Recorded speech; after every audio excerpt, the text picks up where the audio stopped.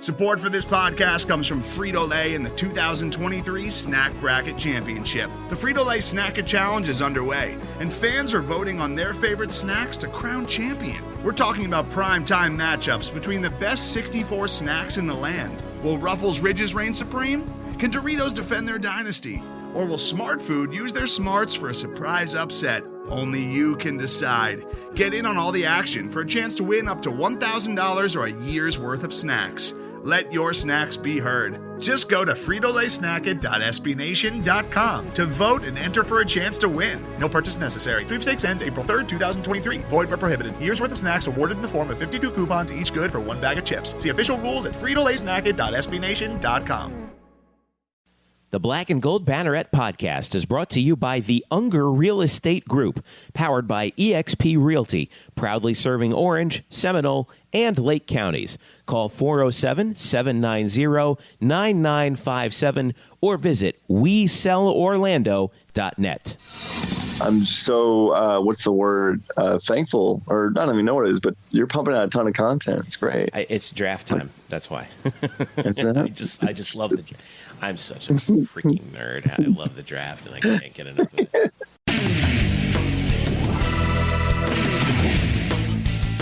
What's happening tonight, fans? Welcome to the Black and Gold Banneret Podcast, episode 101. My name is Jeff Sharon, along with Brian Murphy and Eric Lopez.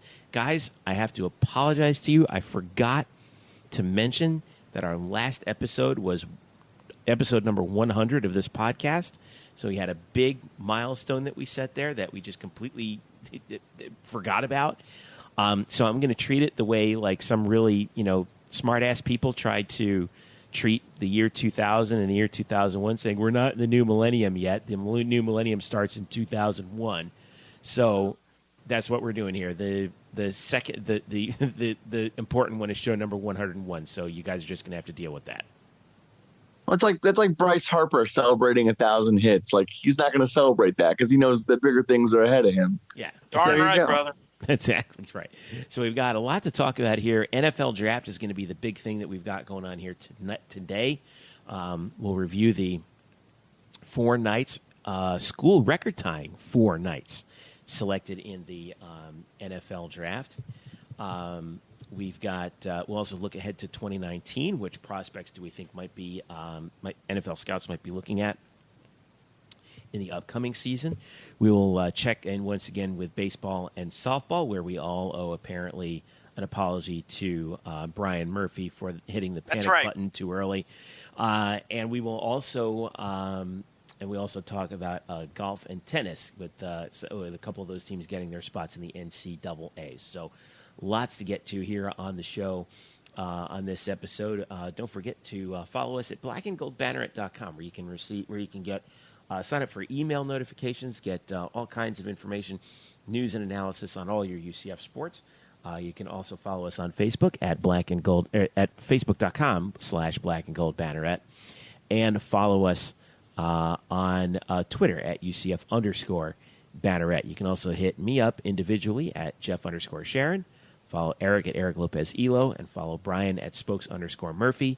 And follow this podcast if you don't already. You can subscribe to us on Google Play, iTunes, SoundCloud, Stitcher, and tune in. All right, boys, let's dive right in. 2018 NFL draft for UCF, and what a draft it was. 4 Knights get selected. One of them, Mike Hughes, goes in the first round. 2 of them go in the third round. Traquan Smith to the Saints. Jordan Akins, who went way ahead of what we all predicted he would go, which I'm happy I was wrong about that. He goes to the Houston Texans. Mike Hughes goes to the Minnesota Vikings, and of course the highlight with Shaquem Griffin going, I think, a little bit later than we thought, although maybe right around where we thought he would go, in the 5th round.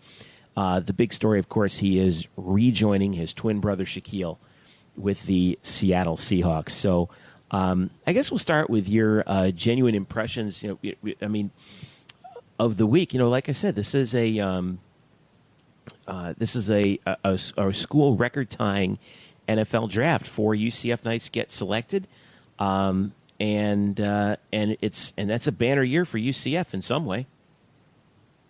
Yeah, absolutely. And I was just pleased that, the 4 we thought were going to get drafted got drafted. Right. Obviously Jordan Akins was a big surprise to me and to many. I know there's some other people who said, like, yeah, there were some mock drafts that had him in the 3rd round and had him highly rated. I must have missed those. I saw a lot of others that had him later on, being selected later on in the 6th and 7th round. But obviously, in the NFL draft, it only takes one team. If one team likes you, it doesn't matter. But it was nice to see Mike Hughes. In the 1st round, I had said that I thought he would drop to the 2nd round because of his off-field issues at North Carolina, but he is a 1st-round talent. And there's no draft moment that will top what happened with Shaquem Griffin. I mean, it was perfect. So, yeah, UCF was a big story last week, and I think it's more of just a sign of things to come and where this program is headed. Eric?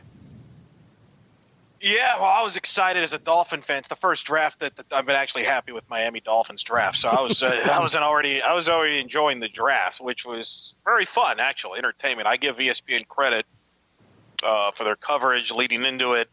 I thought Mel Kiper, by the way, was the guy who, in his mock draft, actually had Akins going to the Jaguars in the 2nd round, late 2nd round, which I remember that because people are like, has Mel Kiper lost his mind?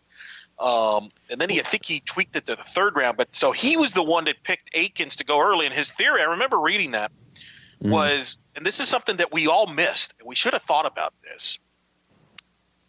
Akins ends up going to the Texans. Bill O'Brien's the head coach. Mm-hmm. Who's one of the coaches that Bill O'Brien has ties to that has ties to Jordan Akins? Oh, well, George O'Leary. Bingo. And I think my guess is, and it was funny, now when Kiper wrote it, he assumed that the Jaguars with Doug Marrone, and you know this, Jeff, because you've talked about this a lot of times. Who also Doug is Marrone's connected with George O'Leary, by the way. Correct. So his rationale was that O'Leary was pushing for Akins, who he recruited, by the way. Yeah. I do think George O'Leary had a big impact on this. And this is stuff you can't control as far as when you make picks and where they're going. If Bill O'Brien, I guarantee you, went at some point and talked to George O'Leary or somebody in O'Leary's staff that coached Akins, and they sold him on Jordan Akins. And Brian, I think you tweeted about this when it just proves the thing that's hard about trying to mock these drafts. All it takes is one team to like you, and it doesn't matter. If they feel like very strongly about you, they'll take you even earlier than maybe quote unquote mock drafts are. And I think that's what happened here with Jordan. Is clearly the Texans have really liked him a lot. I think the O'Leary staff pushed him. I think George did. And they're obviously not concerned about Jordan's injury. And I think it's a great spot for Jordan because what it tells me, I think he's got a chance to play and play right away in Houston, which is a pretty good situation when you consider you have DeAndre Hopkins outside at the wideout position. You got Will Fuller there. And, oh, by the way, you got Deshaun Watson coming back. I mean, that's a team that is honestly going to be a Super Bowl contender this upcoming year. And to think that highly of him to be a third-round pick tells me that I think Jordan Akins is going to have a significant role on that team. Well, one of the quick – I'm sorry. Forgive me, Brian. I was going to say one of the quick things that I just wanted to point out, too, about Akins. There was a Houston beat writer, forgive me, I don't remember who it was, who said that the Texans were all in on Akins early because they loved him in the Senior Bowl. And that goes to show you, what that can do for a player like Jordan. Go ahead, Brian. I'm sorry. Well, and not only is it, good because Jordan will be playing around so many dynamic offensive weapons, and really, if he is used in pass formations, he won't see much attention. But the tight end position at Houston is wide open as well. I mean, Ryan Griffin's a good athlete, but after C.J. Fedorowicz retired because of really so many concussions, one after another, they really don't have a tight end they're going to say he's our guy. So it's a 3-man battle there, and I think Jordan will be involved. And I don't think that position's given to anybody. So yeah, I think Jordan's got a clean slate here, and if he shows out well, you might see him get, like you said, legitimate and a lot of playing time early. Yeah, I agree. I think that Jordan's in a really good spot. I was really interested by the Saints 9 picks earlier going in with Traquan Smith, and I think there was some analysis that came out that said, well, wow, this is a really crowded wide receiver crew out in down in New Orleans with Drew Brees, but actually, I did a little research and I found out a couple things about the Saints situation. This is why I think Traquan might actually be in a pretty good spot himself. He is so right now, 3 of the Saints receivers are all 25 years old. Their 4th receiver is Ted Ginn Jr., and he's 33. He's under contract through 2020, but he's a pretty big cap hit. So, or he's making a pretty big salary. So, if 33 years old, he's Ted Ginn Jr. Eric, you're a Dolphin fan. You know what you get with Ted Ginn Jr. And sometimes you know what you don't get with Ted Ginn Jr. I wouldn't be surprised to see the Saints move on from Ted Ginn Jr. during training camp and stick Traquan in there right away. Or at least in the near future. I mean, who knows if it's this year or next year? But maybe I think it's soon, and I agree with you. Soon, yeah. Yeah, soon. I'm going to be real. I'm in a keeper league. I have Michael Thomas as a keeper, as wide receiver for the Saints. I've had him since I drafted him. So I follow that Saints receiving situation very closely. Trust me. Look, I agree with you. It's funny. Everybody, obviously, Shaquem's gotten a lot of hype and everything. If you ask me right now who I think will be the most successful UCF player in this year's class in the NFL moving forward 10 years from now, I will say it's Traquan Smith. I think he is landed in a perfect spot. I think he could easily be the number 2 receiver there. Brandon Coleman's kind of been a bust since he's been there. He's a tall guy, nothing great. I'm with you. I don't think Ted Ginn's a long-term answer there either. Tommy Lee Lewis is just another guy. And the way that Sean Payton has that system, you can be productive as a number 2 or number 3 receiver. And I think Traquan's a very good route runner. We talked about this last week. I think Drew Brees, I think as long as he connects with Drew Brees, he'll be fine. What's interesting about the Saints offense, it's not the air it out 40, 50 times like it used to be, in that Drew likes to dump the ball off a lot to Kamara. But there's a lot of weapons there, and I think Traquan Smith could be a really productive guy for the Saints immediately, and he could be a red zone target for them. They've used that too at times, where they've had those, Lance Moore's types. Snead was a guy that everybody thought was going to be a 1,000-yard receiver as a number 3 receiver last year. He was a bust. He's gone. So I think Traquan is in that role where he's going to be the number 2, number 3 receiver if he does his thing and stays healthy. And I think he's a sleeper guy. And I think he's going to have a nice career in New Orleans as long as Sean Payton and that offense is there. Because every receiver there, if you're good enough, I think he'll be productive. Yeah, and just follow up on that too. Like, first of all, there aren't many better coaches in the NFL who understand offense better than Sean Payton. And I know people want to say like he's lost a little bit off his fastball because the Saints haven't been as good as they have been in the past. Certainly won the Super Bowl back in when was that? 2010. Yeah, when they beat the Colts, right? 2000. Right. Although, look, they were one bonehead defensive back play away from being in the NFC title game this past year. Absolutely. Right. I mean, the team is really good. The defense, like you said, the defense has improved, which has always been the key to this team. Like, if they have a good defense, that's going to be, if they have even an average defense, it's going to be good enough because this team can put up points. Drew Brees is still, again, high quality quarterback. And again, with this receiving core, you mentioned how Brandon Coleman, and just at this point in his career, going into his 4th year, is really just a tall guy. Has done nothing. And then really, if you take out Ted Ginn, who's just a sort of a specialist deep threat guy who I really don't think he's got some big numbers because a lot of it comes on one play and 2 plays a game. But Cameron Meredith is really, they want him to be the number 2 receiver behind Michael Thomas, who was a stud. But Cameron Meredith is coming off an ACL tear that he suffered early last season, or actually in the preseason last summer. He was good on a bad Bears team in 2016 when Alshon Jeffrey was hurt there. But we don't know how well he's going to respond after this ACL tear. So, yeah, that wide receiving core is wide open. And I just think with Traquan's mix of, like, he's got tremendous ball tracking ability. He skies over defenders. He's really safe anywhere on the field because you can just throw it to him wherever and he'll go get it. And his deep speed, his ability to turn big plays out. He's a guy who can do a lot of things for this team, either out wide or in the slot. And I mean, if Brandon Coleman is going to be his competition for slot receiver, and that was who they had, slot receiving last year when Willie Snead was out, and now Willie Snead's gone. If Brandon Coleman's the guy that's trying to keep him out from being a slot receiver, I think Traquan's got a good shot there because I really think Traquan could do a ton of damage inside. Well, Eric, Murph, let me ask you this, Murph. I mean, I know this is more of a fantasy. Do you think he could be productive right away? I think he could be. I think he could be a guy that I wouldn't be surprised if he's one of those guys in his rookie year that maybe gets 600-700 yards and maybe 7-8 touchdowns and becomes kind of a Drew Brees touchdown target guy, kind of like Willie Snead was or Lance Moore was before that. And you mentioned tight ends are a big weapon for this offense in the goal line area. Like even Kobe Fleener stole some touchdowns. Remember Jeremy Shockey had some big years. So Fleener's going to be cut here at some point. They re-signed Ben Watson, who's 37. He's basically their lead tight end now. So that just shows you they have a lot of space here for guys who can be dynamic, either in the middle of the 20s, between 20s, or in the goal line area. So I don't know about projections. I'm not going to say he's going to score 7 or 8 touchdowns. That's still quite a lot. But if you're this is a fantasy moment for me. Yeah.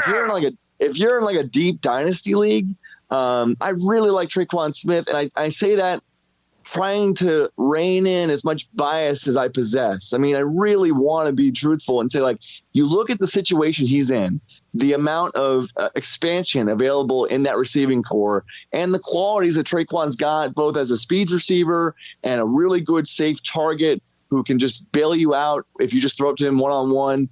He's got a lot of qualities that fit in this offense, and as long as Drew Brees is there, receivers who get playing time are going to have value. So I think I'm not drafting him in redraft leagues, but if you're in deep dynasty leagues, I really do like Tre'Quan Smith. Boy, we're just throwing fastballs right down the middle to you here, Murph, with the fantasy football talk. Yeah, I can't wait. I want to talk about the obviously the two defensive guys. Mike Hughes goes in the first round to Minnesota, and a quick little analysis about that is that he's so last year the Vikings, we know how good the Vikings defense was.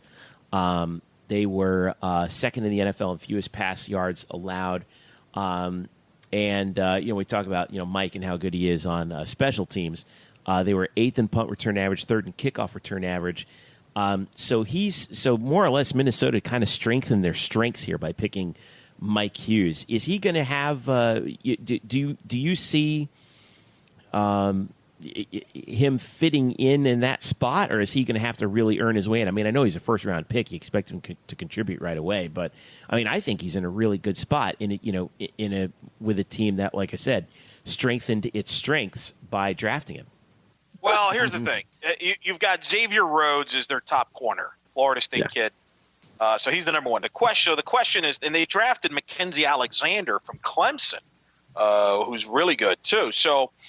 I think it's those two, and then you got Trey Waynes, who's been there a million years. I think Terrence Newman.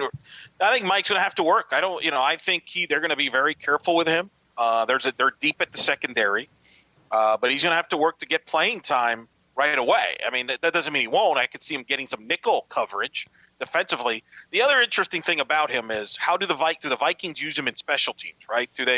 Now the NFL as of now looks like they will keep their kickoffs in place, thankfully. God, common sense.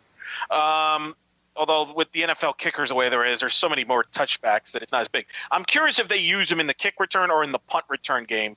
They have Stacey Coley over there, former Miami Hurricane. So I'm very interested to see how they use him. I mean, obviously they spent a late first-round pick on him.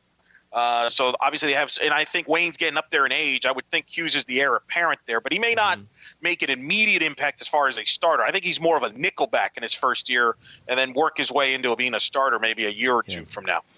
Yeah, Chris Carter actually tweeted out, tremendous value and filled a huge need at nickel corner with Mike Hughes. Kirk Cousins actually chimed in right after Hughes was selected and said, welcome to the team, Big Mikey. Looking forward to competing in practice. So already they're pretty excited about Mike Hughes up in Minnesota. And then, of course, go ahead. I was going to chime. I was chiming here on Mike as well. And I think Eric, I just wanted to put out to Eric there because I wanted him to basically say everything I'm going to say, and I'll just kind of fill in the holes. No, there's I'll just fill in the gaps. I just want to fill in some things. So Trey Waynes isn't really old. He's only 25. He's hitting into his 4th season. But he just hasn't been the sort of first round quality player they thought they were getting back a few years ago. He's been really middling at best. He just hasn't done much. At this point in his career, Terrence Newman is heading into his final season. It finally admitted that this will be his last season. He should not be an every down player. And then, you've got the kid from Clemson. But with Xavier Rhodes basically locking down one side of the field, he's by far definitely one of the best covermen in the business. The Vikings with this pick are just saying, wait, it's a passing league. And, we're in a division here with Aaron Rodgers. We need to shore up as much of our back end of our defense as possible. And and so I think they kind of look at Mike as sort of being like, yeah, we're definitely going to have him on the field as a starting. I think he'll be a starting quarterback. Not right away, maybe not right away, but pretty soon. And to have his ball skills, his cover skills, the way he fights outside, to have him and Xavier Rhodes on each corner, that's a dang good pair out there in the back. So last but not least, Shaquem Griffin, who is selected number 141 overall, 5th round by the Seattle Seahawks. He is, what a position for him to go into, right? I mean, his brother's already there. But analyzing this from a football perspective, I really think that this possibly is the best possible scenario that Shaquem could have gone into. The reason why I say that is because, obviously they play a 4-3 out there in Seattle. Pete Carroll has already gone on the record saying that he's going to play him at linebacker, as specifically at the weak side linebacker spot, and he'll also contribute on special teams. One of the interesting things that I think that was particularly important for Seattle, they had a pretty good defense last year, 11th in the NFL in total defense, but they were 19th in rush defense. And now you have this linebacking core. Obviously, we know about Bobby Wagner in the middle, KJ Wright, and Barkevious Mingo right now are sort of slotted in as the starters in the depth chart at the moment. But Wagner is in this massive contract. It's 4 years, $43 million, and it's through 2019. Wright is heading into a contract year where he's going to make $7.2 million on the outside, and then Mingo just signed a 2-year deal with the Seahawks with an out after 2018. So that's both outside spots. The Seahawks could move on from those guys, and you're replacing a guy who's making. You could, let's say, Wright decides to move on. You could replace a guy making $7.2 million with a rookie contract. And the best part about this is he doesn't have to come in and play right away. He can play on special teams this year, be a backup linebacker, and then once he grasps the system that Carroll runs, then once they decide to move on from one of those outside guys, then he can slip right into that spot. I think he's in the perfect spot in Seattle. What do you guys think? We'll start with you, Brian. I think obviously it's perfect because that's where he wanted to be. Like on pro day and even after the combine when he talked about, like, I met with Pete Carroll and told him I wanted to play for him. And at the pro day when he said, like, yeah, Seattle's where I want to be because that's where Shaquille is, and he likes Pete Carroll. And so, yeah, I think it's perfect in that this makes him very happy. It makes everybody really happy. It's a great story, so the writers love it. Look, the Seattle defense, I mean, it's no way else to put it other than they're going under a bit of a facelift here. It's not the same defense anymore that we remember from, a few years ago when they were just locking kids down all over the place. I think you said it right. I think he'll have to start out in a special teams reserve role, but the end result here is going to be pretty simple. The end result is no matter what we project for Shaq Griffin or what anybody else says, he's going to overachieve it somehow. Like, it doesn't matter what you say. He'll probably overperform it in some pretty quick fashion because that's what he does. Like, he's just going to get the most out of his ability that he possibly can, and his influence and impact on that team in the locker room. I know it's intangibles and people don't really like it because you can't really measure it, as a metric, but his voice and his energy, his persistence is going to feed that, is going to make that team better. Yeah. It's cliche almost, but it's true. It's just a fact. So, Eric, what do you think? I will be the negative party pooper. I Don't guess. You dare! Oh my God! So I love it. I will be the critic here, and Brian kind of alluded to it. This team's in rebuild mode. They're in decline. Like that defense, the Legion of Boom does not exist anymore.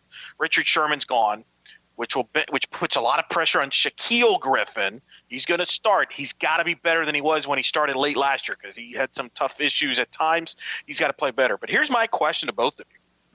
Are you really confident 1 year from now that Pete Carroll's still going to be around? Because I'm not.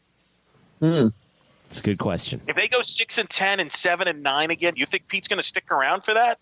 I don't. And if he leaves, that means you're starting. Now you're going to have a new coaching staff. You don't know what kind of scheme's going to be at.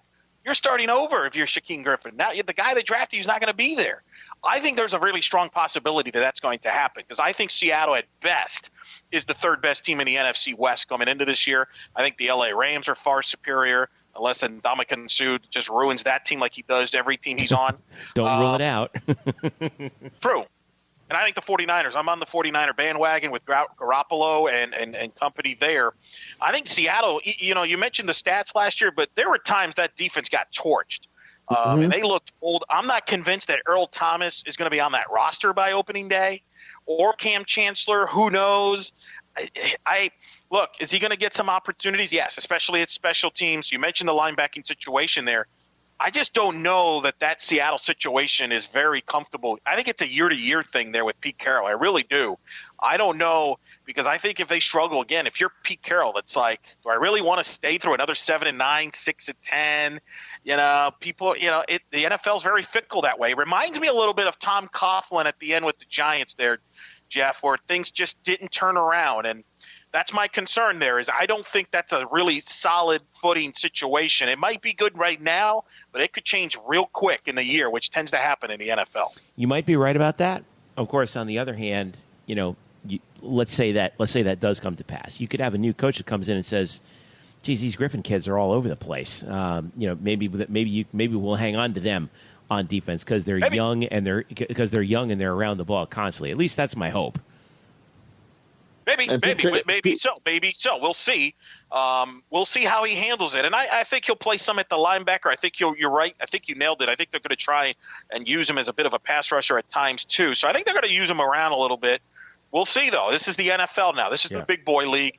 You're going to take your lumps. I don't care who you are. So I would just caution that. I would caution it on that. I'm not saying that it's going to turn out bad, but everybody just assumes it's just like going to be the Cinderella story, and it's not necessarily. I'm not convinced that Pete Carroll's going to be there long term, and if he's not, then you're starting over. You might have a new defensive scheme.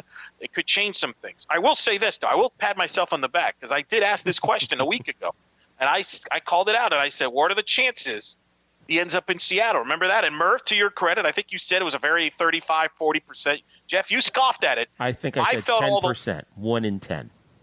I will tell you the story. I felt once he got past the fourth round, I felt it was a lock. He was in Seattle. I felt the same way, actually. As it played out, I was like, the longer it went, the more likely it was that he would go to Seattle. And what was interesting, Adam Schefter even said afterwards that Seattle was the only team that talked to him in the combine, which I found very nuts. That's crazy to me. I believe I felt very strongly he was always going to end up in Seattle. I don't think he dropped. I know some people think he dropped and were nervous about him. Remember, and Brian knows this, he was projected originally, round 3 to 5, 4 to 6 range. It's not like, it wasn't like he dropped. The drop would have been like if he was in the 7th round.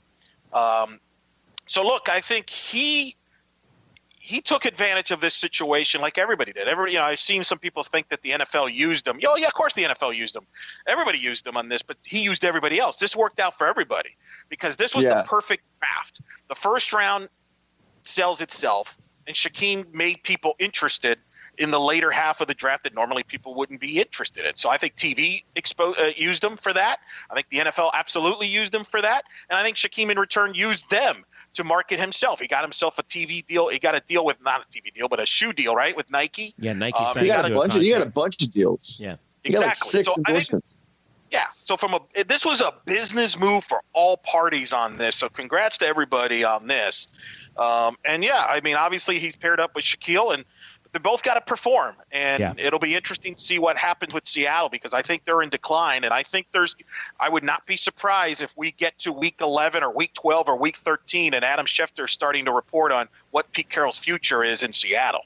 Well, I mean, but for the time being, though, every guy who goes into this always says the same thing, and you guys have heard it all before. It's just, all I want is a shot, right? Sure. And he's going to get his shot, and if it works out, it works out. If it doesn't, it doesn't. But at least he's going to get that opportunity. I think that's the one thing that all these guys, and that's good. This is true for UCF guys who've been drafted going all the way back years and years, even back into the 90s, when UCF was, barely a Division I school, and you had one guy maybe going in the final day.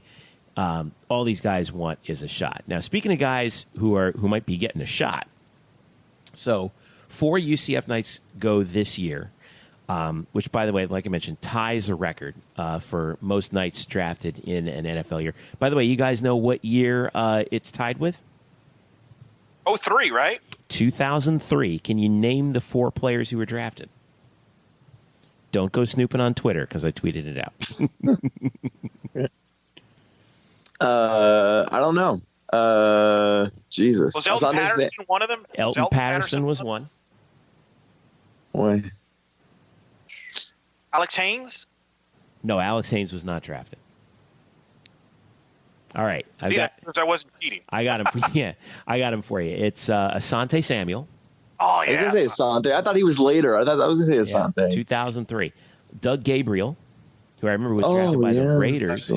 And Mike Mabry. He's the guy that everyone forgets from that class. Mike Mabry. I was good friends with Mike. Yeah, Mike Mabry drafted in 2000. So you're saying that we've actually had NFL players drafted before this year is what you're telling me. Stunning, isn't it? Well, I mean, I'm blown away. Well, chances some of our audience may not be aware of that. Some of their audience might assume this is the first year we've had that, but we've actually produced NFL talent for years. But so here's the thing. When the draft ends, of course, what do? We start throwing out our 2019 NFL mock drafts. Oh, and I have a thing on blackandgoldbanneret.com right now, which you can read right this moment. Shameless plug on which UCF Knights might go in the 2019 NFL draft. And the way I kind of arrange this is I kind of put it into 3 categories. All right. The first category is surefire guys. Like like from day one, the scouts are going to be looking at these guys. Are they definitely going to be drafted? No, but at least heading into the 2018 season, these are guys who everyone's going to be looking at. Like, okay, they're definitely prospects. Then there's the now or, and by the way, they're all seniors. By the way, then there's the now or never guys, and the now or never guys are seniors who they've not quite produced to the level that would cause the scouts to look at them, but so it's like I said, it's now or never, right? And then the third category is possible early entries.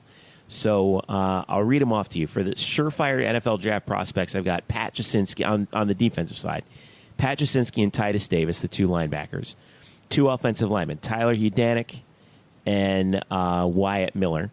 I've got 2 DBs, Trey Neal and Kyle Gibson, and punter Mac Loudermilk.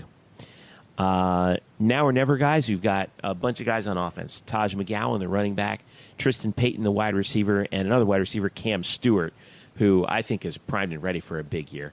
And then we'll get to the early entries in a second. But I just want to ask you guys, who do you think might be, of the seniors right now, the top guy that if you're an NFL scout, you're looking at on the UCF roster right now? Well, I think for me, it's Pat Jasinski. And I think you brought this up in your article, Jeff, but it wasn't Shaquem Griffin who led the Knights in tackles last year. It was Pat Jasinski. He's not a flashy player. He's not a me guy. He's really quiet, really reserved, but he is always around the ball. He has got a nose for the ball and a really good tackler, can shed blocks well, really commanded that defense. If Shaquem was the out front guy, seen as the leader, Jasinski was sort of like the other glue guy in that defense at the linebacking core. And I think it's somebody who, if he comes back as a healthy year, another big season with some big stats, he's going to really help himself as he's a guy who profiles like just a really safe, steady linebacker. How about you, Eric? I like Trey Neal and Kyle Gibson. UCF has you mentioned Asante Samuel, Mike Hughes, defensive backs. UCF, that's about as safe as it gets with UCF defensive backs. And I think both of those guys, if they have big years in their coming up this upcoming year, I think they'll move up in the draft. I don't know where they get drafted, but defensive backs are always needed, especially in the NFL, which is a passing league. I think Kyle Gibson will have a bigger role this upcoming year. And I think Trey, I've always been a fan of Trey. I think Trey, obviously, he's a big play guy. I think he gets better. I think those are the two that I like a lot as far as if I had to pick from that senior class.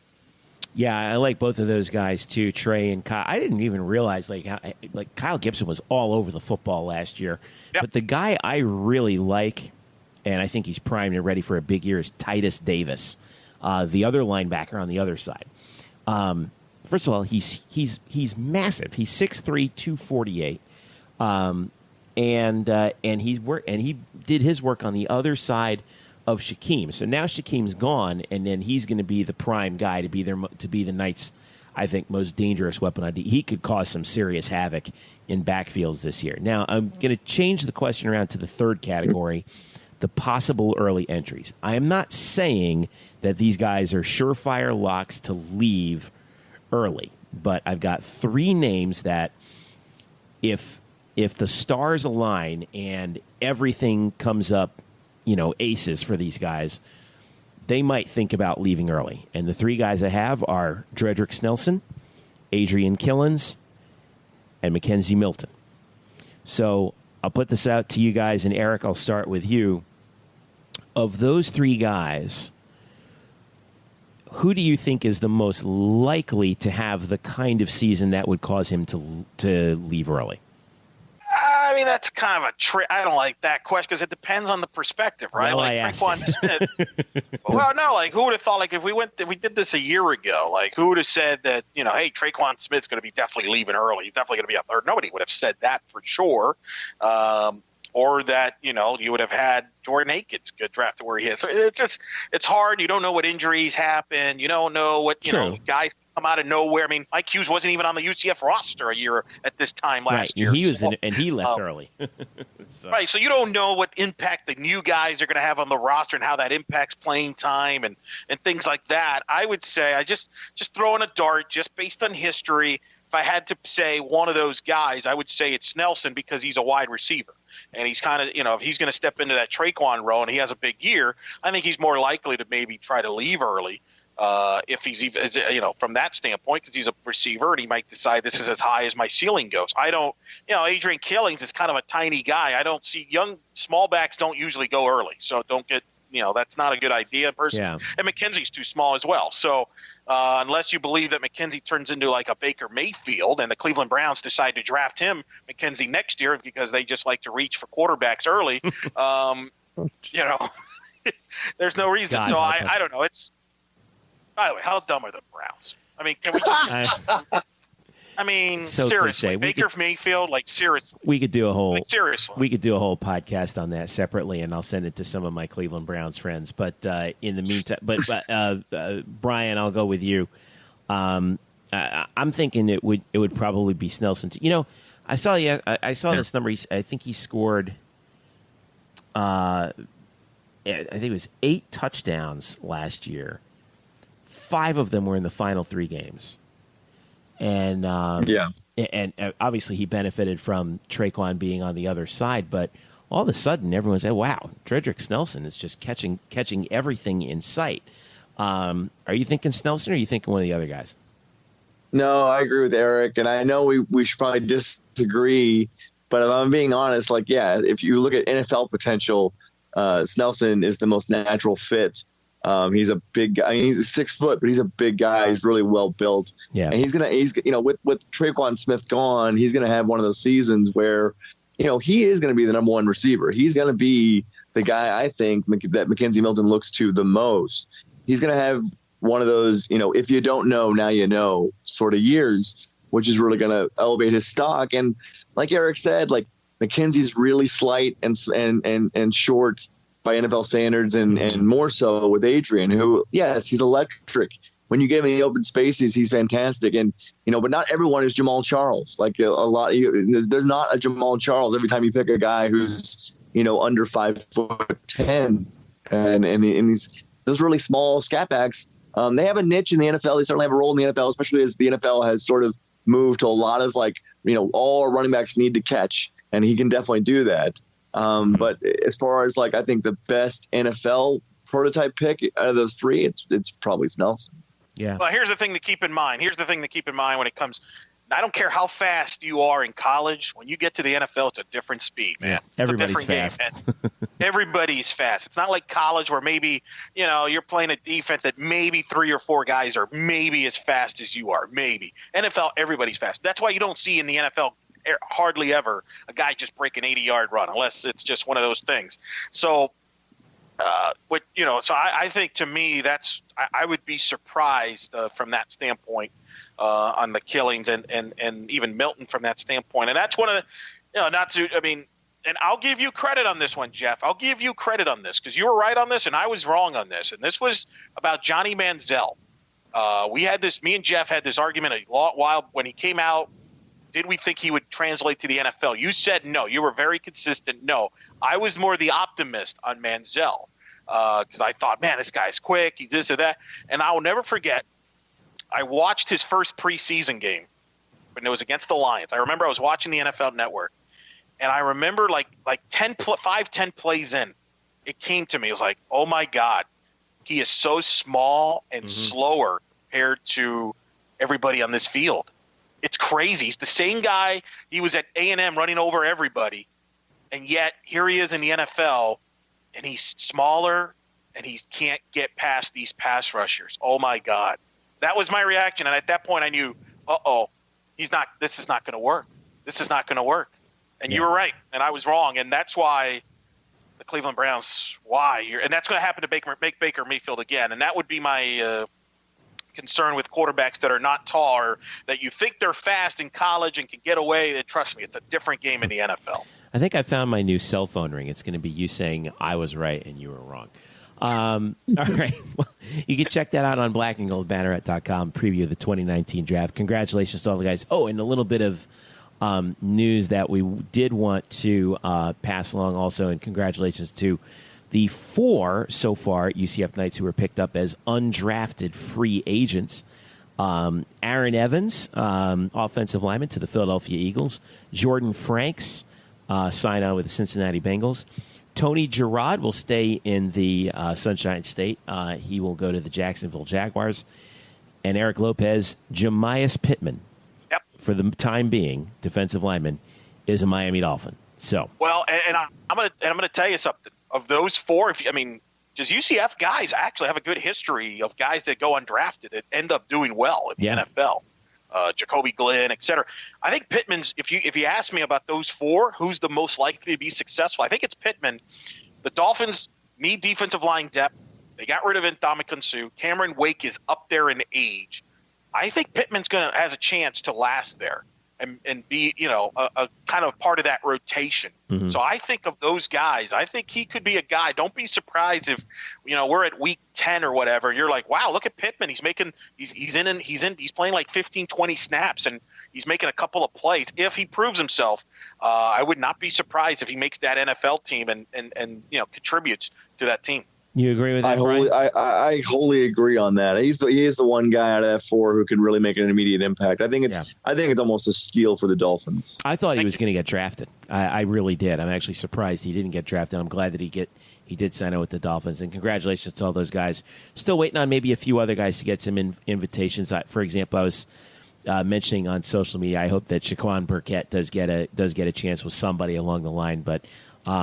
It's not over yet for any of those guys, so we'll just see. So, like I said, find out what we're thinking Dolphins! About. Find out what we're thinking about 2019 on blackandgoldbanneret.com. All right, let's take a quick break, and when we come back, we'll talk about baseball, we'll talk about softball, and postseason time for tennis and golf. Some NCAA invitations being sent out. So. here we go with that, and we've got plenty more coming here on the Black and Gold Banneret Podcast. Stick around. We're back after this. The Black and Gold Banneret Podcast is brought to you by the Unger Real Estate Group, powered by eXp Realty. Sam Unger and his team proudly serve Orange, Seminole, and Lake counties, specializing in buying, selling, and new construction. Sam is a proud UCF graduate, class of 2006, and he's such a dedicated Knight fan that right now, if you work with him as your realtor, he will donate a portion of his commission to the UCF Football Excellence Fund in your name. So if you're ready to buy a new home or sell your current home, upgrade or downsize, Sam and his team have you covered so you can find the right home at the right price in the right location. So give them a call right now at 407-790-9957. Again, that's 407-790-9957. Or visit on the web at WeSellOrlando.net. Again, that's WeSellOrlando.net. You can also reach them on Facebook at facebook.com/WeSellOrlando. Get in touch with the Unger Real Estate Group today and make finding your dream home a reality. Hello, Night Nation. I'm Andrew Fegley. And I'm Trey Strelko. Where are we? This isn't our usual spot. It looks like we've landed in the Black and Gold Banneret Podcast. Oh, yeah. I've heard of those guys. You know, Nightline has UCF sports covered. Week in and week out, we bring you interviews with newsmakers and in-depth analysis of UCF sports. Subscribe to our weekly podcast on iTunes, SoundCloud, Stitcher, or wherever you get your podcasts. Be sure to subscribe to Nightline on YouTube, like us on Facebook, and follow us on Twitter at UCF_Nightline. Trace, can we go back to the 1148 studios now and start working on our next all-new Nightline? How do we get out of here? Go Knights! Charge on. Now back to you guys in the Black and Gold Banneret Podcast. Welcome back to the Black and Gold Banneret Podcast. Jeff Sharon, Eric Lopez, Brian Murphy with you here. Don't forget to follow us at blackandgoldbanneret.com, by the way. You can subscribe to this podcast on Google Play, Apple Podcasts, SoundCloud, Stitcher, and TuneIn. Leave us a rating. Let us know that you're listening, and tell your friends as well. Let us know what you think about what we're doing, and you can also send us some information as well on social media. UCF_Banneret on Twitter. I'm at Jeff_Sharon. You can hit up Eric at Eric Lopez Elo and Brian at Spokes_Murphy. All right, let's get on with. We just got done talking about NFL draft. Now let's get on with stuff that's actually happening at UCF now, and we'll start with baseball. Right now, the Knights are coming off a victory as we record this, coming off of a victory over Florida Atlantic, 2-1 in 10 innings, hard-earned victory over an FAU team that's top 30 RPI. Is that right, Brian? They were 31. Okay. They dropped a little bit. They were 31. All right, so still. But a couple weeks ago they were like 17. Okay, so coming off of winning 2 out of 3 against Wichita State, who's ranked number 30 in the country, you come in, you stay home, you get FAU, you beat them 2-1 in 10, and you head into this series at Houston, this 3-game set at Houston coming up this weekend, and.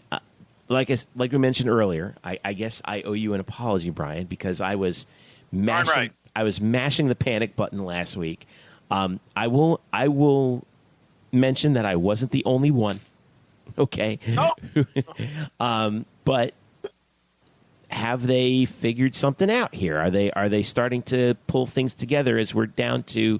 There's the Houston series and there's the Oklahoma series, the Tulane series, and then it's a AAC tournament time at the end of May here. So, your thoughts on this last stretch of the last 4 games?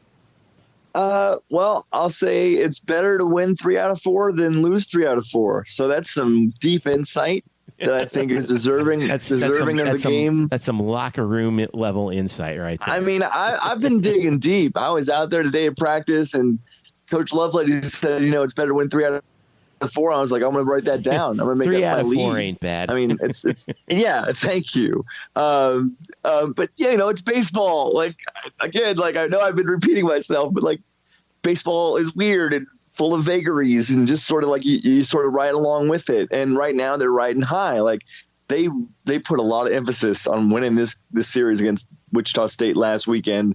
And especially after losing Saturday to split the first two, that Sunday game was, I think, one of, I don't want to be too over the top and hyperbolic, but it was certainly one of the most important games of the season. Yeah. To win that series, not only for the record, but for them mentally, they had come off a lot of conference series so far this year where they left really feeling disappointed on Sunday. They've always won on Friday, and then you probably split Saturday, and then there's been some series this year where they've lost Sunday, and they really were sick of it. Lovelady last week was just like, I'm not having it.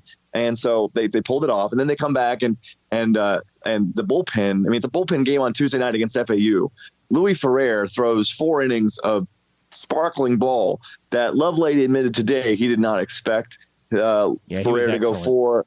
It was, and then they pick it up. The bullpen all the way through is fantastic, and they win in a walk-off in 10. And now, it's a lot different than if they had lost 2 out of 3 to Wichita State and if they had lost last night. I mean, this is how slim the margins are between success and failure in baseball.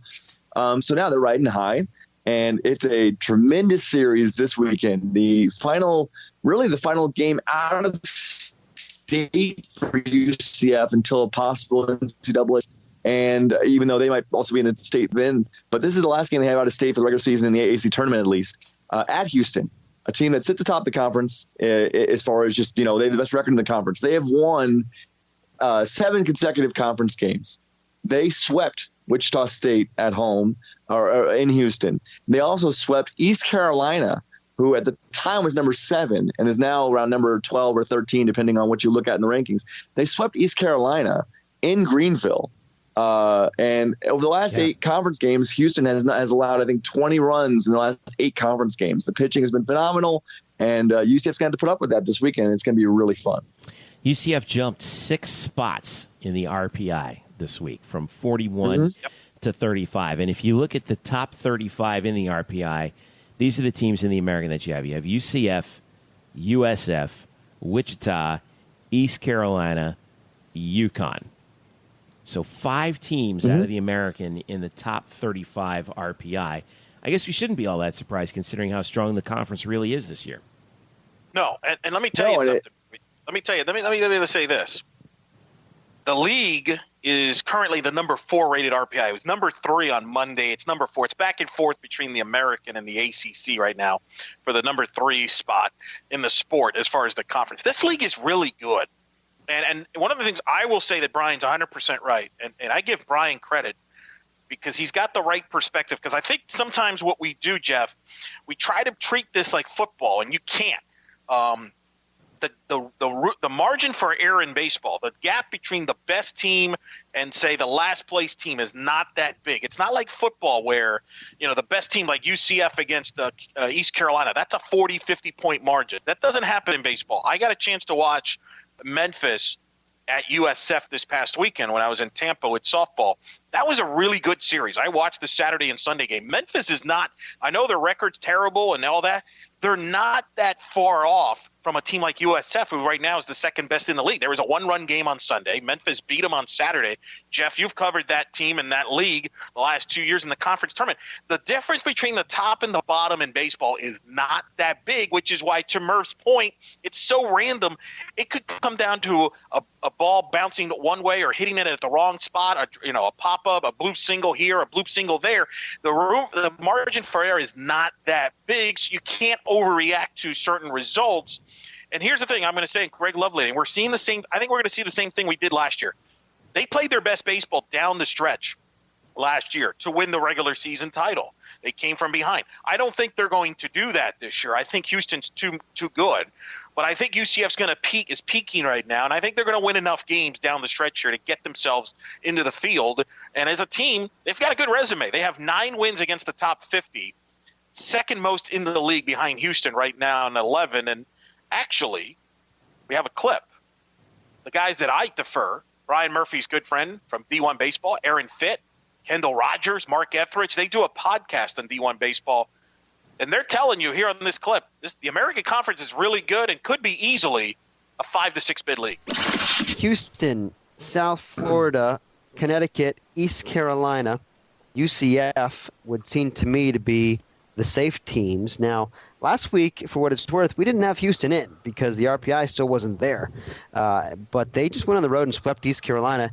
Now they've jumped to number 50 in the RPI. It's still a bubblish RPI. However, with a 13-5 conference record, a 2-game lead in the standings, 11 wins against the top 50 in the RPI, I think they're pretty secure position given their RPI. Yeah, I think we've all discussed over the last couple of weeks, if you have something like an RPI in the 50s, you got to have something that kind of cancels that out, and U of H seems to have a couple of items there with the conference record, up 2 games in the league, and that 11 wins versus top 50. That's 2 things that cancel out that one item. I think I have to agree. I mean, it's Houston, South Florida, UConn, East Carolina, and then UCF for me would be a bubble team. Agreed. Yeah, UCF's sitting at 6 in the conference right now with a 9-9 record. They're at Houston this weekend. That is a huge series for the Knights. Yeah, just to echo some of that and how strong the American is this year. So we talked about how Wichita State, for example, UCF just took 2 out of 3 from, 18th in the RPI.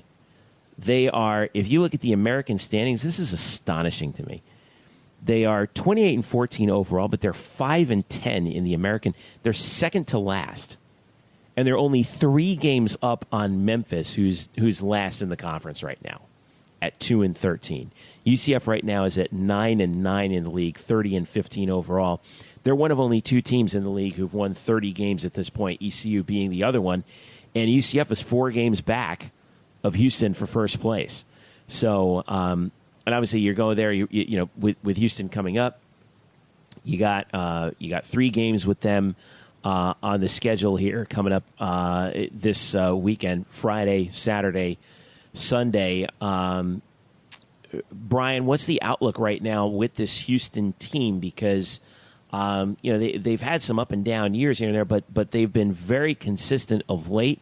As being on being on that side of the conference, I feel like this has kind of been an unheralded school in the last few years in American baseball. But what's the situation for UCF with this series coming up against Houston? Well, it's a difficult team with Houston just because of what they can do to you on the mound. I mean, their top 2 starters, Trey Cumbie was fantastic last year. Yeah, he's had a good year. He's had a good year this year, 3.64 ERA, but 84 strikeouts and only 15 walks and 71 2/3. It's phenomenal. Opponent's batting average for Trey Cumbie has been 199. And then you look at Aaron Fletcher, who is making a case to be the conference pitcher of the year, 71 2/3 innings, 12 walks, and an ERA of 151. Those 2 guys have really been phenomenal for this team. It's not the best offensive team in the world, but when you've got pitching like that, you don't have to be. And to sort of follow up also on like what Eric said about we can't treat this like football because small things can change baseball, outlooks, just small little things.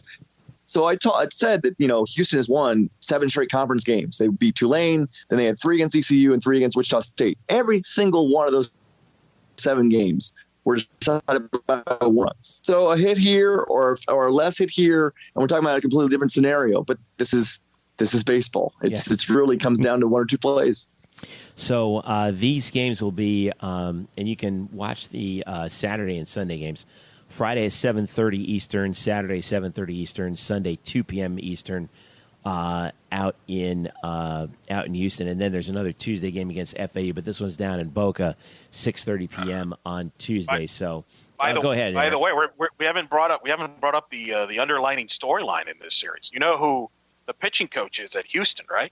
Yes. We haven't brought that up. That's right. Our good friend Terry Rooney. That's right. What is it about this league? We faced Donnie Jones in men's basketball. Now we're facing Terry Rooney, but this is the first time that Terry's going to face UCF since obviously his departure from UCF. He went to Alabama, ironically, to be the pitching coach there for a year. And then after the head coach was fired at Alabama, he became the interim coach. Then they hired a new coach. He's in his first year at Houston as the pitching coach, which is ironic because anybody that's followed this the program there was a couple years ago where Houston and UCF had a kind of heated words a couple years, and Rooney was involved in that with the Houston head coach, and there was no love lost. Was there any school that did not have a sort of heated relationship with Terry Rooney when he was at UCF? I mean, he managed to tick off Pete Dunne, of all people, who he coached under for how many years at Stetson? No, it is. It's wild. So it's funny that he's now in Houston and coaching there. And look, I mean, they're doing very good over there. It's just interesting, right? Because I feel like obviously the fans' perspective is it's all negative, right, on Terry because how things ended. The program wasn't what it was the last few years. And Jeff, I don't know what you think about this, and Murph, you could chime in as well. I mean, I think back to the 2012 regional in Coral Gables, where UCF, that was probably arguably on paper the best UCF team ever. Certainly the 01 team is right there, but I mean, you look at that roster in 2012, and they were one win away from that super regional. They were facing Stony Brook, a very good team, but it was still Stony Brook. You're in Miami.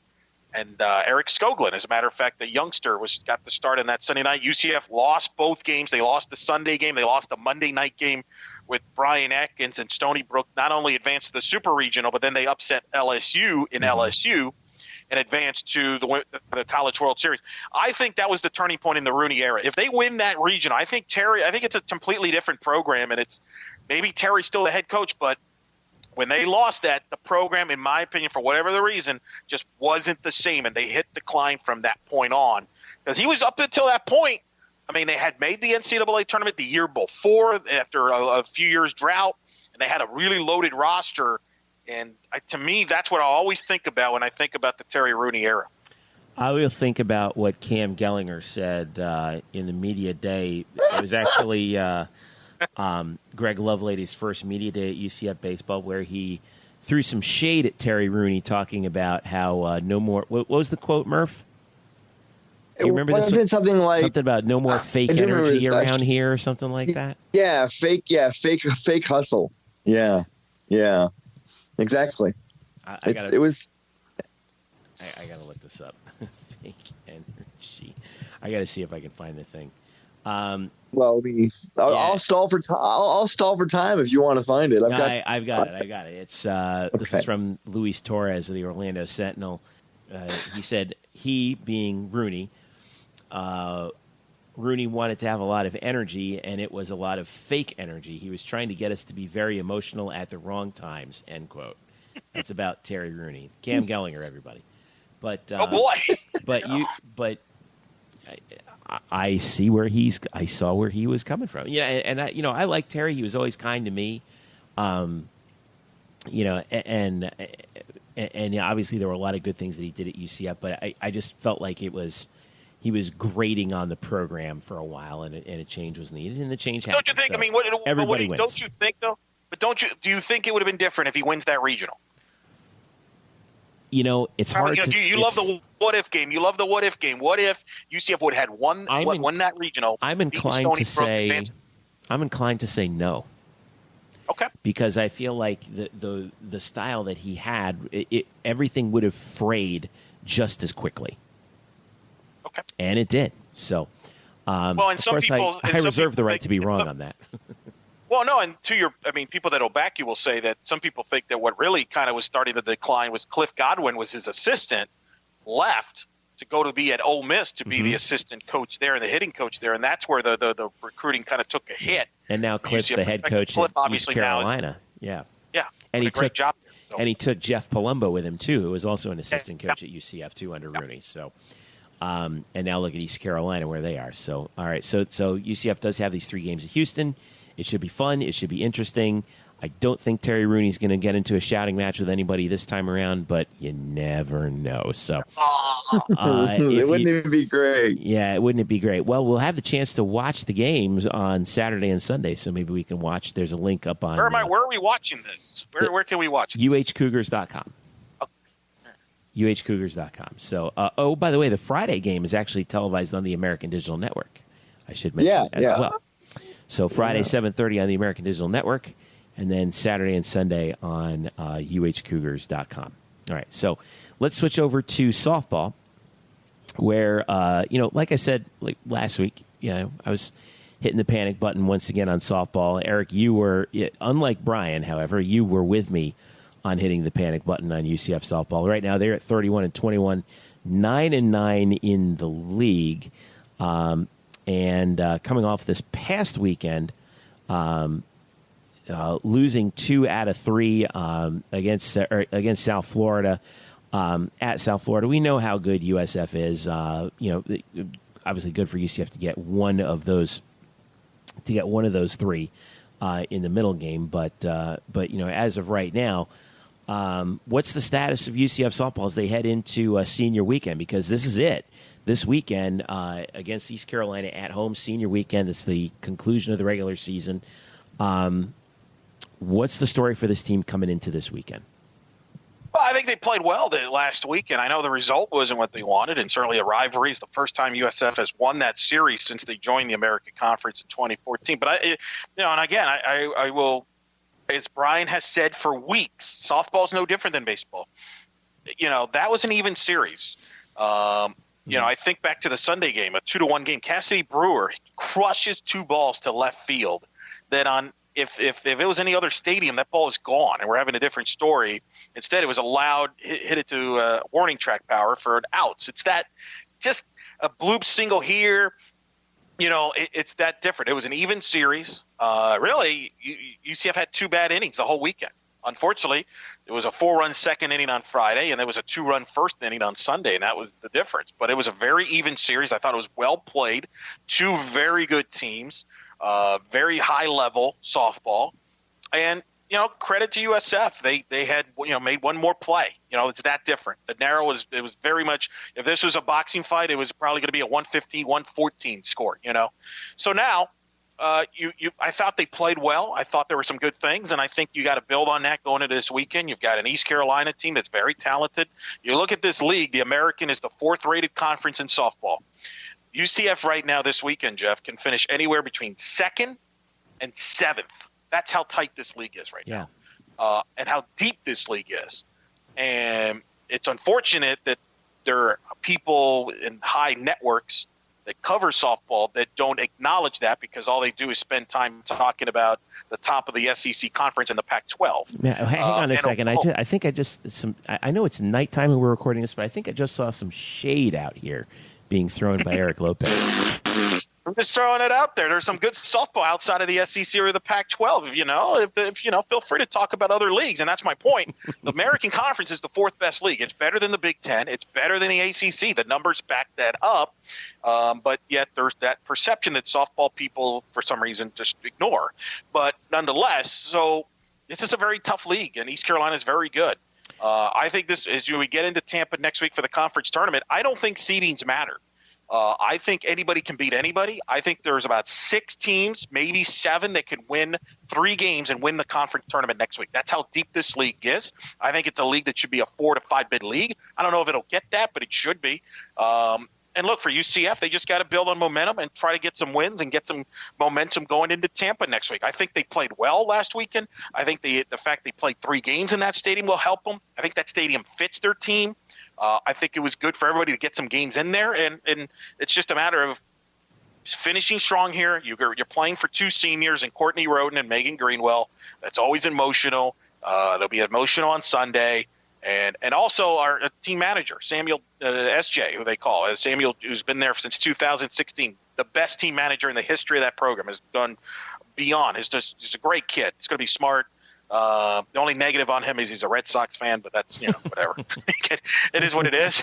So it's going to be emotional. It's going to be some good people there, and that's I always have mixed feelings on senior weekends, because it's time to celebrate, but you're also sad in a way, because it's the ending of the season to some extent, and it's the last home games, and it's the last home games for specific players, like in this case Courtney and Megan. So I think if they can finish strong here and then have a strong showing in the conference tournament, they're going to be in the conversation. As someone told me in the sport, here's the think about this. And this is why you're a big numbers guy, Jeff. I'm not, and This is why. UCF's RPI is 61. Okay. And somebody that actually, I talked to someone that knows about RPIs and studies it. They told me that if you take away the Princeton loss and the Western Carolina loss, this team would be in the 40s right now in RPI. That's how close, how narrow the margin is. And this team has a heck of a resume with wins over Florida, Long Beach State, Hofstra. They've beaten Tulsa 3 times. They won 2 games at Houston. They won at USF. They have a good resume. And sometimes people get sucked in, and committees do, in watching just RPI numbers. Like Wichita State in baseball is the perfect example. They have a great RPI 19, but I was talking to Murph.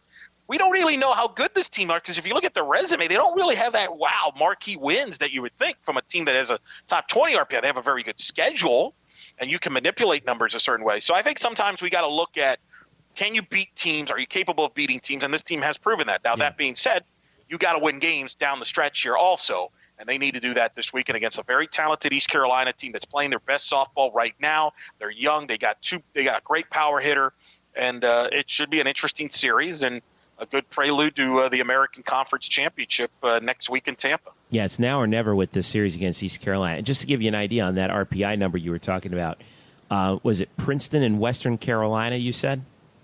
Yeah. Princeton's RPI is 254. Western Carolina's is 209. So I certainly I see what they're saying where they're talking about how that would be. Yeah.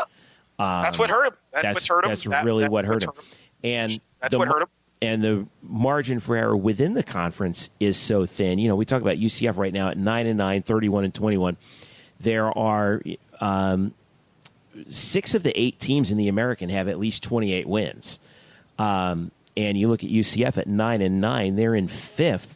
USF is in 1st at 12-6. So UCF is 3 games back. Is in 5th place, but 3 games back of the leaders. Yeah. So, and they're playing an ECU team that's 23-28, 8-10. They're one of 2 teams that have a losing record in the American. UConn being the other. See, that was the other one that hurt, was those UConn games. Because UConn right now is bringing up the rear at 4-14. 19-32 overall. But they beat A&M. They beat look, it's funny. Yeah, they beat A&M, and they beat A&M. UCF beats them, takes care of business as what should have happened with regards to Mother Nature and all that. But it's just a real bummer. But now's your chance if you're UCF. Close the deal, sweep ECU at home, and then got to win games in the American. So listen. This is the thing. They're literally 3 swings away from being in first place, if you think about it. Yeah. The 2 walk-offs against Wichita State, they were 1 base hit away from taking the lead against USF on Sunday. They're 3 swings away from being in first place. That's how narrow the margin. To go back to Brian's point that he's been saying for weeks, that's how narrow the difference is in baseball and softball. It's that narrow. It's not like football or even basketball where talent, there's gaps. There's the gap. There's parity in baseball and softball. Way more parity than there is in football and basketball. That's why you can't, you have to be even keel like Murph is. You can't overreact because it's just, the sport will drive you nuts. It just does. You could pitch this, one day awesome, and then a bloop single beats you. And at the same time, you may, it's a crazy sport, man. It's a crazy, it's just unbelievable. You just never know what happens on a given day. And that's the pure attractiveness of both baseball and softball. You never know what you're going to see or get when you show up on a given day. Yeah, well, this is their last chance to see UCF softball this year. As I praised you enough, Murph. Oh man, we're just how patting much do I owe you?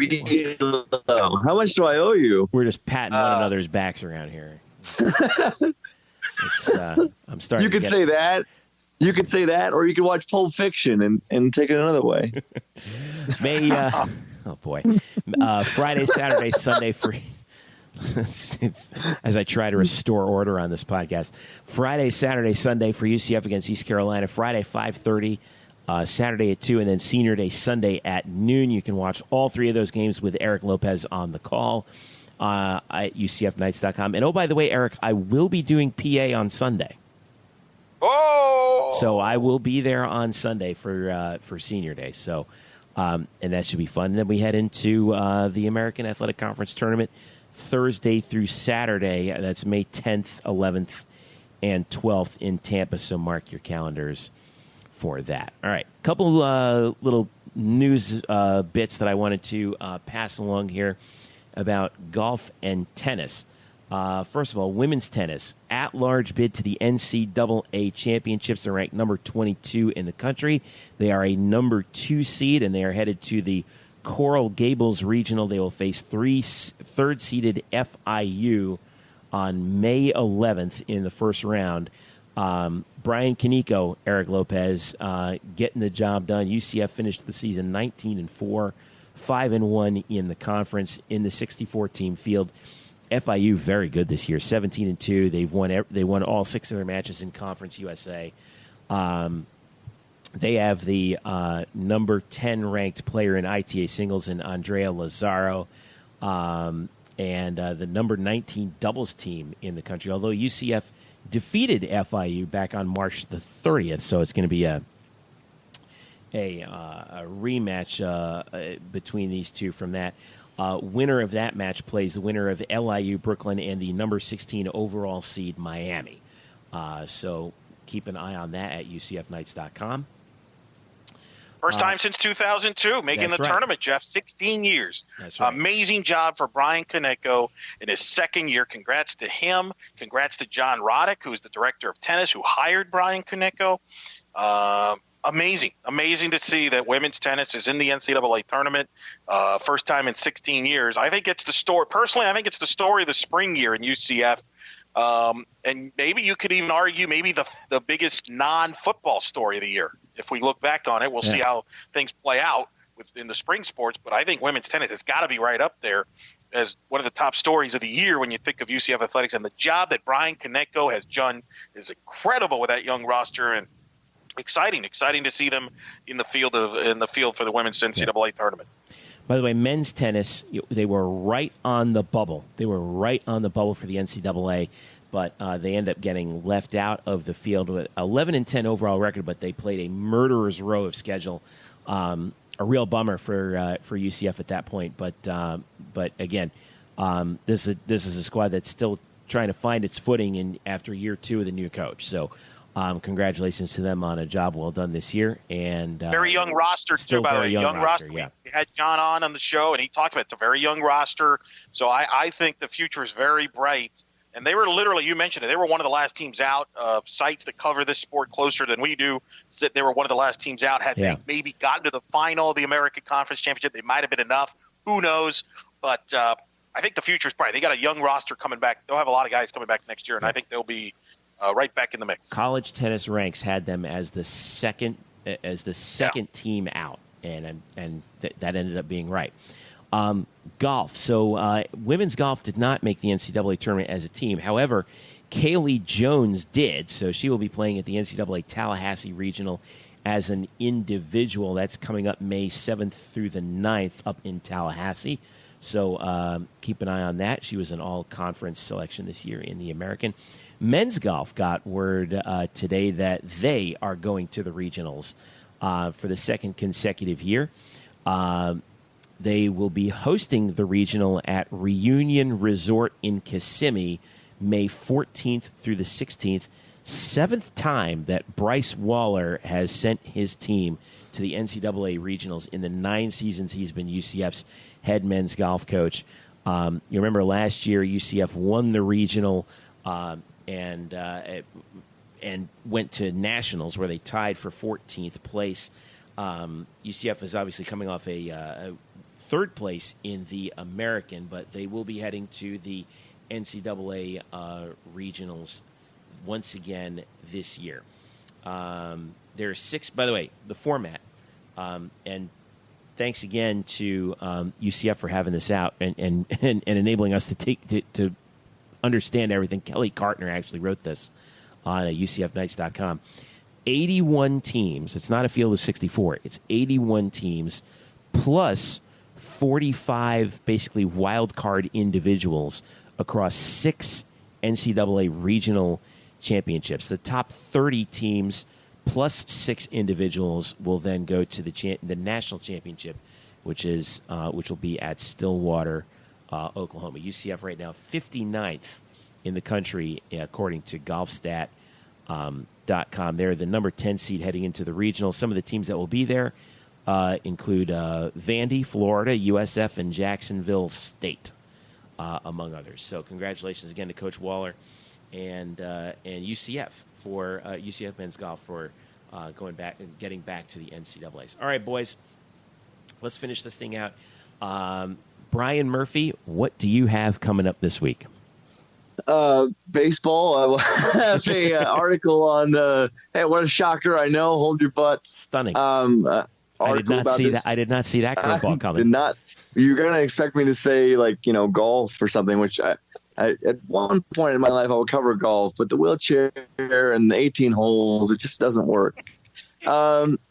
Covering this weekend series against Houston, I do have two things to say about UCF sports. One's good, one's bad. Start with the bad, please. Do you want the bad news first? Always You want start with the good bad news first.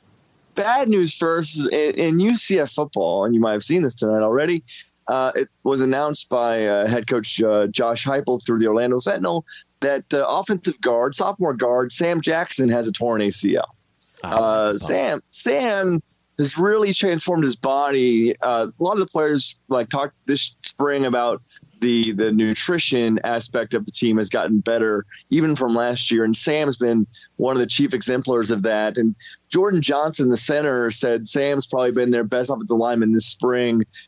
He's always done the right thing on tape. He listens really well. And now he's got a torn ACL. They did not say he's out for this season. I don't know when specifically this injury happened, but he did not play in the spring game.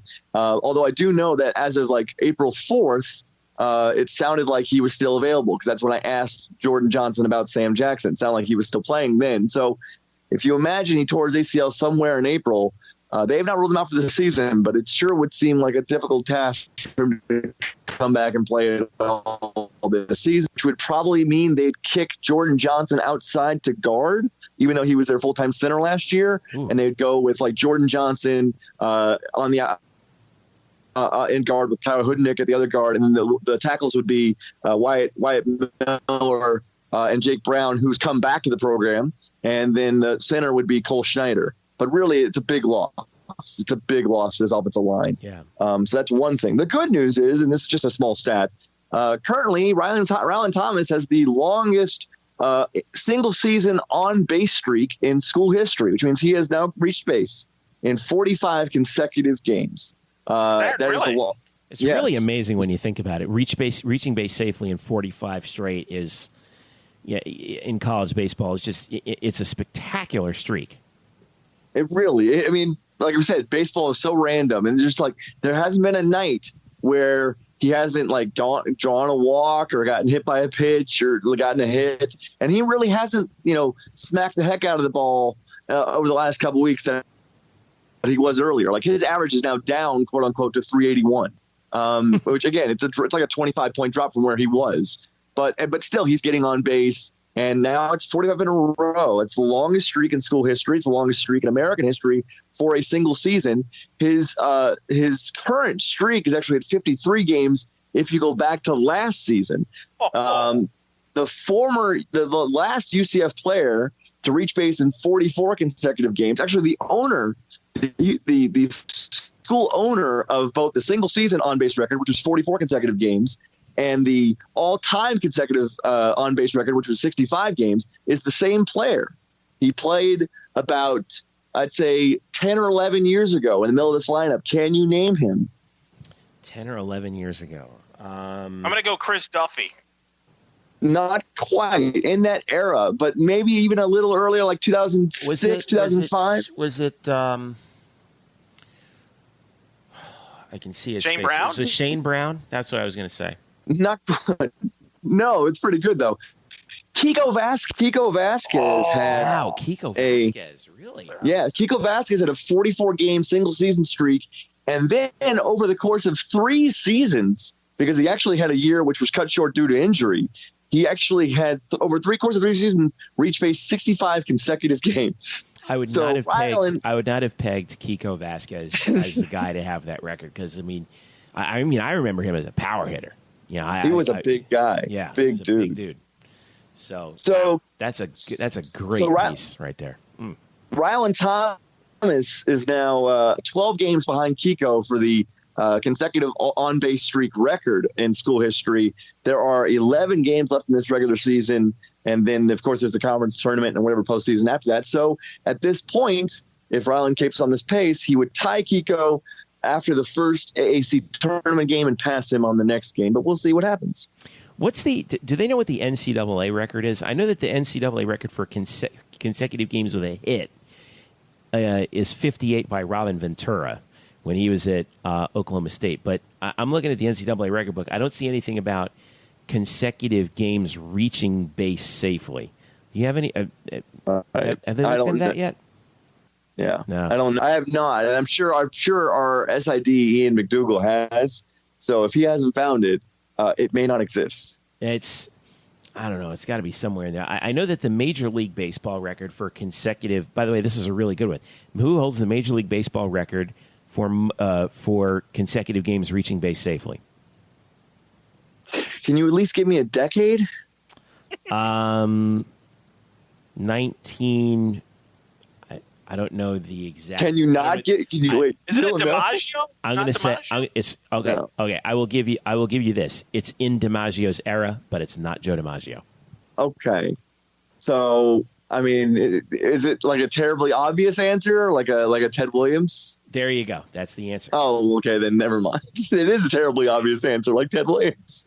But 84 game on base streak.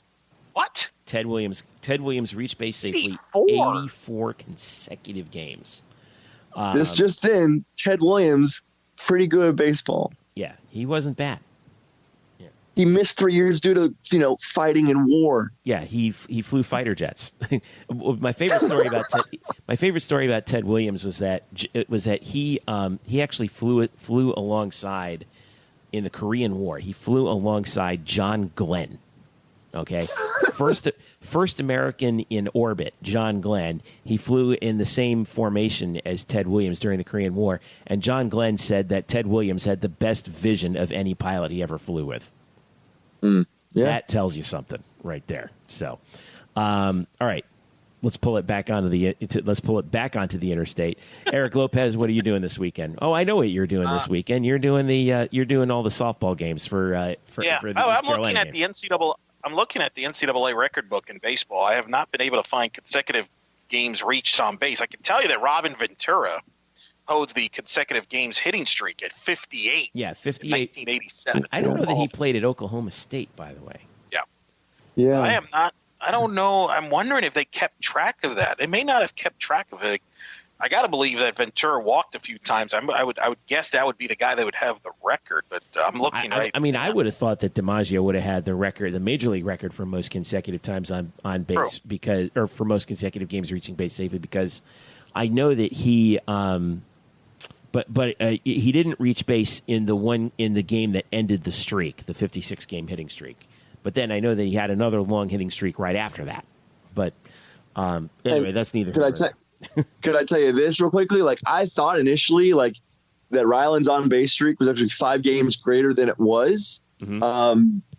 I thought, if I didn't know any better, I thought right now he could be at 58 because there was a game last year in which he reached on an error that I thought continued the streak. That does not continue the streak. Correct. I did not know that. If you reach on there, it does not continue the streak, which is kind of weird. Well, that's why. Wait a minute. You reached on base? I mean, isn't that the whole point of the streak? No, it's reaching base safely. In other words, hit, walk, hit by pitch. If it's the result of a error or if it's the result of a fielder's choice, it doesn't count. Fielder's choice. It's kind of a gray area. Yeah. So if you hit into a double play and then you beat it out, technically you didn't reach base safely, by that definition. So I've had it up to here with baseball's draconian rule book. I'm glad we're all figuring this out for everybody. Lopez, do you have anything else coming up outside of softball that we should keep? Yes, an eye on? I got plenty. We have our own consecutive on-base streak, not as big as Ryland Thomas, but Cassidy Brewer is currently on a 19-game consecutive streak reaching base. I believe the record at UCF in softball is Stephanie Best, 04. I think he had 33 games at one point. So I I have that for you, but not as great. Unfortunately, I cannot find the consecutive games reach base record in the NCAA, which is kind of perplexing to me. I don't know why that is, but I'll let other people that follow the sport, maybe Murph, that's your job. That's in your jurisdiction. That's not mine. So you deal with that. I could tell you, yes, I will be calling UCF and East Carolina this weekend at home, final home series. Senior weekend should be emotional. Courtney Roden and Megan Greenwell, of course, part of the 2015 conference champions, that great team that won 50 games. They were been part of 2 NCAA tournament teams. So Megan, in fact, right now currently tied for 5th all-time in stolen bases. So great group, and so that'll be great. And then after that, boys, I'm off to Tampa. We'll be calling the American Softball Championships for the American Digital Network starting on Thursday, May 10th. 4 quarterfinal games, people. 4. That's right. Calling 4 games in one day. That's going to be interesting. So 2 semifinals on Friday the 11th. So I'll be calling all that action. I'll be working with Haley Alton, who will be doing sideline. We'll be doing some pregame stuff, some postgame stuff on the America.org, on the Facebook Live, you name it. So we'll have more details. So actually, next time we do this episode, I'll be calling in from Tampa for a brief cameo. It'll be in the middle of preparation. It'll get everything down for 8 teams. Gosh, boy. Well, I know that you've got pretty much all of that down pat, Eric. So I'm not worried about that one bit. But like I said, it'll be. The American out in Tampa, it should be fun. You've been doing that pretty much every year with them as well. So safe travels out there. It should be fun. And like we said, we'll have you on. We'll have you on via phone from Tampa to sort of preview things heading into the tournament. So good luck out there. Sounds good. Appreciate it. All right. And Brian, thank you once again. As usual, I guess I will be seeing you as well this – or no, I won't be seeing you as well this weekend. No, you'll never be seeing me. Because UCF is on the road. But I will be at that Sunday game, by the way, for UCF softball. I'll be doing PA for the – Oh, then I'll see you then before I leave for Tampa. That's right. I will see you in person there, but in terms of the podcast, I won't see you. Come on, Murph. Just join us on Sunday. I know. Just come on by. It'll be fun. Can I get a press pass? I don't want to buy a ticket. Is it free admission? Yes, you can get a press pass. Yes, just come to the game however you can. Yeah, okay, wait. Fair warning though. Like fair warning. Okay. So this Saturday, I don't know if you know, but it's dual. It's Cinco de Mayo and the Kentucky Derby. So let's just say I could be in a bad way on Sunday. I'm not exactly sure where I'm going to be. I'm gonna have to call you. We're gonna have to call and check us. we're gonna have to call and check on Saturday. All right, guys. Thanks again. Thank you, all Jeffrey. Right. And thank you for listening. This has been the Black and Gold Banneret Podcast. For Eric and Brian, I'm Jeff. We'll catch you again next week.